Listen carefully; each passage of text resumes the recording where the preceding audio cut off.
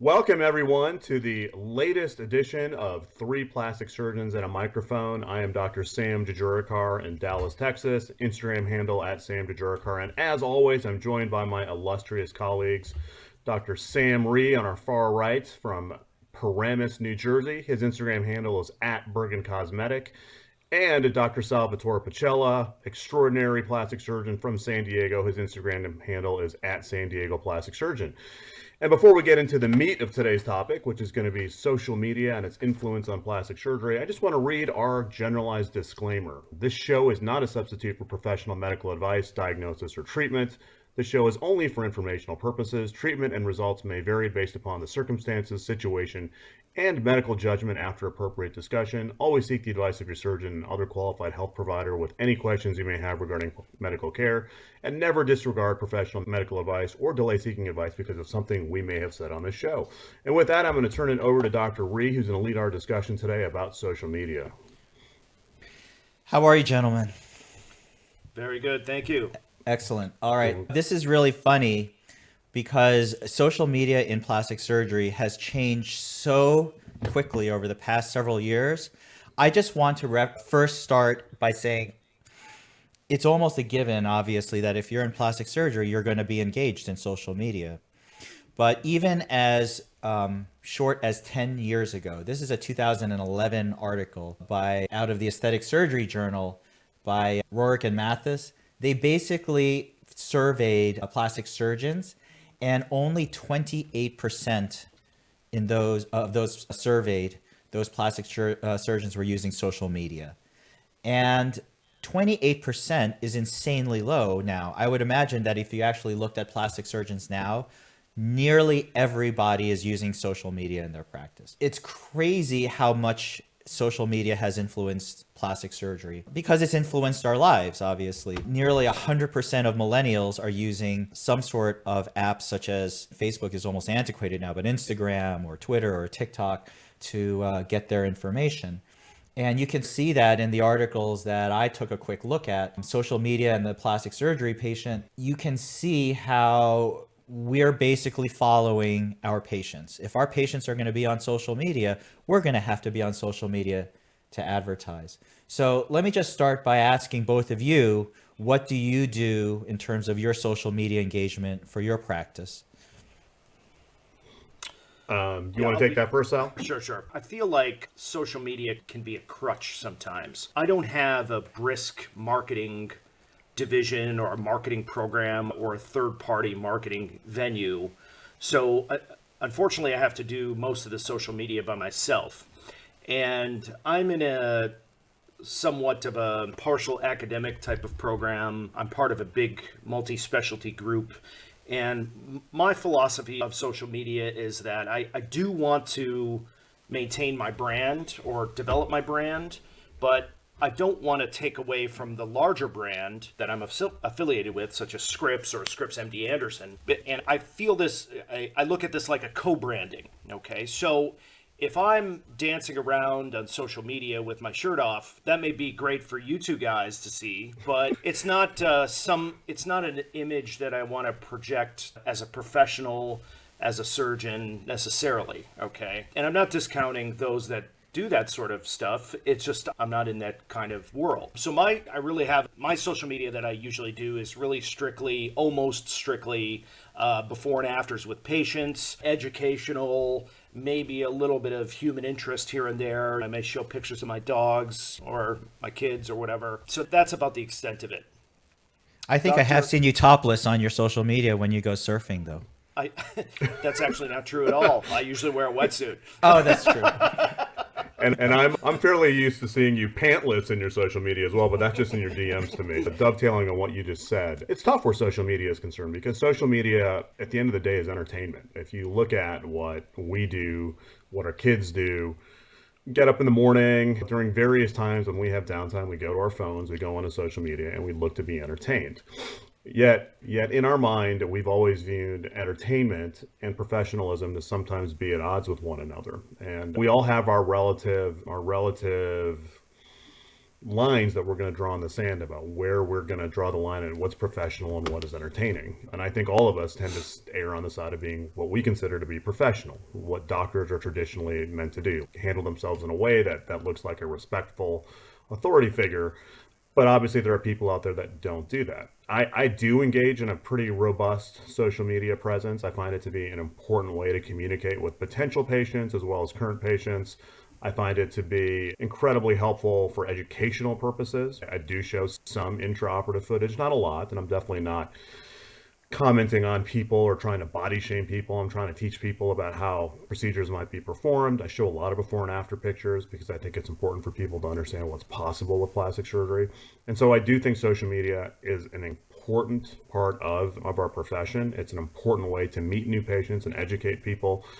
But we all have to decide for ourselves at the end of the day what we consider to be professional and what we consider to be the way we want to conduct ourselves, the way we want to project ourselves to the world. It's interesting what you said, Sal, about co-branding and the institutions that you're affiliated with. And I have seen some studies that basically say the ones who engage the most in social media are the solo practitioners that are doing cosmetic surgery. And that's exactly what I am. I'm a solo practitioner who does primarily aesthetics. And so my set point for what Sam mentioned, where there's entertainment and where there's professionality, is set differently. And I know that because I get some feedback from my patients, I see feedback from my posts. And so I do inform, I do a lot of before afters because that's what patients tell me they want to see. But they also respond to knowing, I think, me as a person, the human interest side that you said. I have posted comical posts about the staff or me doing my thing personally. So but I do have a line, and I think that there are a lot of plastic surgeons out there that go really far on the entertainment side. And I think that is growing as an accepted form of advertisement for plastic surgeons. I don't think informing patients or being professional is really even a thing anymore for a lot of people. I think they really want to push the boundaries in terms of what's acceptable for plastic surgeons. And that's a little difficult. Right. Now, we all know that there's a generational component to plastic surgery, right? There are the millennials, the 20-year-olds, and they're highly tuned into social media. There is a group of 40 to 50-year-olds that are probably not as engaged on social media. And then there's a whole group of patients older that more than likely probably don't get a bunch of their information from social media. And so, unfortunately, I think with concentrating and targeting social media, it's almost exclusively with breast augmentation. It's almost exclusively with breast and body surgery in that millennial population. My practice is filled with patients who are older, facelift patients, rhinoplasty patients, eyelid patients, okay? And so I don't derive a ton of value from dancing around and showing eyelid pictures, but somebody who is doing a tremendous amount of breast augmentation may feel otherwise. And then that sort of begs the question with patients, what are patients really looking for? Are they looking for a fantastic surgeon that gets great results, that's humanized, that is a talented surgeon? Or are they looking for the best dancer? Dr. Jajurikar from Dallas, tell me your thoughts on that. Can you dance? I know you can. I've seen you. Twerker? Can't dance well. You're a twerker. Yeah, but I've seen you twerk before. Come on. You'll never know from my social media account. So yeah, but that we all came from the same background. We all trained at a place, the University of Michigan, as we've alluded to many times, where there's a certain gravitas associated to being a surgeon. We're taught in our first week of surgical residency that it's a privilege to take care of people, that people look at you as an authority figure, as someone that they're going to look up to, not someone they're going to look at as being a source of entertainment. So we all have that same bias where education is our primary focus. But ultimately, at the end of the day, there are people that do facial aesthetics. One of my partners and one of our previous guests, Dr. Rod Rourke, for instance, who has hundreds of thousands of followers and a robust social media presence, who manages to put together an incredibly educational social media platform where he's showing lots of intraoperative maneuvers. He's teaching both surgeons and patients at all times on a social media platform. And I think ultimately that's what most patients respond to. There are these patients in their late teens, early 20s who may look for something a little bit more entertaining, but ultimately I think we can thread that needle and be educational and still have a robust presence. Dr. Rorick's social media account I find exceptionally respectful. He is all about education, and that has been his goal from when back years ago, even before social media. And so that's just a natural evolution of how he's maintained his practice. But you make a great point, Dr. Reed from New Jersey, about just, do you, as a practitioner in social media, do you want to be a surgeon to educate patients and get patients to come in and see you, or do you want to be a social media star? Do you want to be an influencer? And that line is very much blurred, I think, in today's day and age. It is, and I've played around with it some. I'll post memes about, I'm so glad that I have my Botox so that people around me can tell what I'm thinking about them, little meme jokes, or I'll do I've done the dancing around, not my staff has it in the clinic, and with boxes of Juvederm or stuff like that. And that's not necessarily informational but I think patients do respond to it to a degree. When I wasn't doing social media a couple years ago, patients would wonder how they would find me through word of mouth, but they'd be like, they didn't know anything about me. But now when patients come and see me, they know me. They know my staff, our approach to stuff. They know we're lighthearted with a lot of things, and we're really friendly, I think. So it helps shape our persona to people beforehand. Well, then what's an example of something you would consider to be over the line then, Dr. Ree? Well, that's a good question. And I think I'm going to show you some TikTok videos of a plastic surgeon out in Beverly Hills. And I would say, to me, this would not be anything I would do. But again, like you said, I think there is a set point that everyone has within themselves internally, what is entertainment and what's acceptable for them and what's not. Dr. Ree, I think what I would love to see on social media is, with all your work with CrossFit, you should just get rid of the scrub top and just do a full scrub down with your whole chest. I have posted myself working out a lot, actually, and it's intense. I love it. But you should go for the full head to toe scrub. Sure. I think you're missing the homoerotic undertones of what he's asking you to do. He wants you to glisten shirtless on your social media profile. I am not fazed by Sal's homoeroticism at all. It's pretty normal. Yeah. Save the baby. I personally think it would be good for business, but it'll be interesting what you think in terms of professionalism. But I think it'll be good for business. I think, I have posted on occasion, not me in scrubs, but yeah, with my working out, and I work out without my shirt and all that. And I've done that on occasion. I don't feel like if I did a lot of that would be very representative of me or my practice, because ultimately I have to show some of my personal life. Just Sal shows himself surfing or whatever else is in your life, your family or your pets or whomever. And I see a lot of plastic surgeons who highlight what's important in their lives. But at the end of the day, like Sam says, that's a peripheral part of it. And most of what I want to post is that patients know that I'm helping them, that this is focused on them. And if all I did was have glistening shirtless pics, then I'm only servicing Sal. I'm not servicing anyone else. And the reason I mention that is, when you, with all kidding aside, when you post that kind of stuff, it tells me that you're the kind of physician that is not just worried about getting patients to come in. You're worried about health and fitness and how that affects your whole kind of personality. So the fact that you're like deep into health and fitness, I think is a fantastic attribute to tell patient or to show patients, because you're gonna treat them that same way. Hey, an abdominoplasty is not a catch-all thing. You gotta incorporate this into your health, your food, your diet, and then your daily life. I think your social media is very tasteful. I'm just simply joking, obviously. Thanks, I appreciate that. I want to get into this Wired article, which sort of shows some pretty high-profile celebrity-style social media influencer plastic surgeons. But I just wanted to reiterate one more time that we are not the ones who are deciding as plastic surgeons what to do. We're following our demographics and what our patients are doing. And it was amazing to me that I saw that some of these stats from a 2019 article from PRS, where 71% of millennials engage multiple times a day on Snapchat, 68% of adults are on Facebook, and they actually equate presence and activity on social media with depth of experience and competence.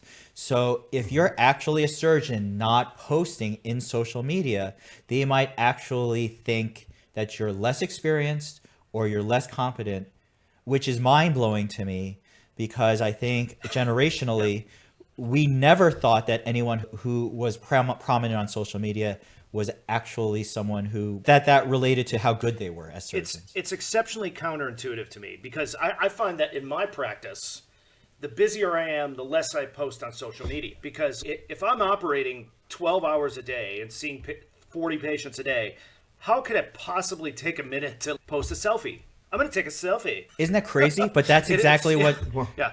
what patients are thinking. Yeah. So I get a ton of patients from social media, predominantly Instagram. I get as many patients from Instagram as I do from Google. And I try to post something every day. I have people that help me with this as well. It's not me that's actually doing it. And I'm going to challenge the traditional way that we think about things. I would say that where social media platforms, particularly Instagram in today's day and age, and YouTube are, that's what our patients are going to. That's the platform that they get news from. That's the platform they get entertainment from. That's where they spend all of their time. And if you don't directly put yourself on that platform, which is what is viewed as being, in our patients, an important source of getting information and entertainment, that they're going to view you as being out of touch with what they're looking for. And ultimately, the days of word of mouth are not over. Like, having patients refer their friends and family are still incredibly important, but there's multiple channels by which you get new patients, and social media and the internet is an important channel. And similarly, I think you can showcase your work on these social media platforms. Social media gives you the opportunity to show your before and after photos, to show what you're actually capable of achieving. You can fine tune the message you want to deliver to a patient, like, here's what you can accomplish with this procedure. And it really allows you to communicate with them where they're actually sitting. So if you're not engaging in these platforms, you're missing out on a way to communicate with potentially, new patients to your practice. Let me ask you this, Sam. It used to be that Facebook was a prime social media app, but it seems, and I know for many of the younger demographics, they don't use Facebook as much anymore. That's what Aunt Sally uses or whatever. Now it's Instagram, but now they're also migrating to other apps. For example, Snapchat is huge, obviously, and TikTok is now becoming the app for younger potential patients. Are you also going to start moving? Do you use those apps? Do you advertise on those apps or feature yourself on those apps, or will you in the future? I do not, and I will not. And it's simply for this. I know myself. I know that when I'm in the operating room, my focus needs to be on doing surgery. I focus on the procedure, on the patient, and I'm not worried about filming things in real time while I'm doing surgery. So for me personally, I generally feel like the quality of work that I will do will go down if I'm focused on filming things. So it's not something for me. I'm comfortable with where I'm at right now, using things that allow me to showcase before and afters and some isolated video clips of things, but I don't want to start filming surgery. That's just, for me, I'm not a performance artist, I'm a surgeon. Yeah, that's a great question. I am oftentimes videotaping surgery with patients' consent, but it's rarely, if ever, used for social media. It's really used for education. I am very robustly involved with our professional societies, giving talks multiple times a year and documenting kind of new and interesting types of surgeries. And in taping those surgeries, it is stressful to do that, because not only do you have to concentrate on the type of work you're doing, you have to concentrate on the lights, the camera, the venue, or the mechanics of what you're doing. It adds time to the operating room, and it's just not something that helps with patient care. One question I have for you guys is, did you ever think about maybe, say, responding to traffic court while you're operating? Have you heard that story? I just heard about story that this week? No. Yeah. Go ahead, Sal. Tell about it. So there was a surgeon this week, I don't know where it was, but as a plastic surgeon, and he was summoned to traffic court virtually, and he signed into the traffic court while he was operating. And the judge just completely admonished him and said, "What are you doing?" It's just like ridiculous. Yeah, the judge said, we don't want to compromise your patient, so we're just going to postpone the court date. But he showed up on Zoom saying, I'm ready. But he was in the middle, like he was with a patient in an OR. It was, I think, borderline. I think it was inappropriate, especially if I was the patient under. Yeah, exactly. If the patient got wind that the surgeon was simultaneously engaging in traffic court, they're not going to feel like they got their surgeon's undivided attention. Yeah. I think the issue is this to me also is where we see this going, because obviously our mentors would never engage in social media the way we do now. And I know exactly how they feel about it.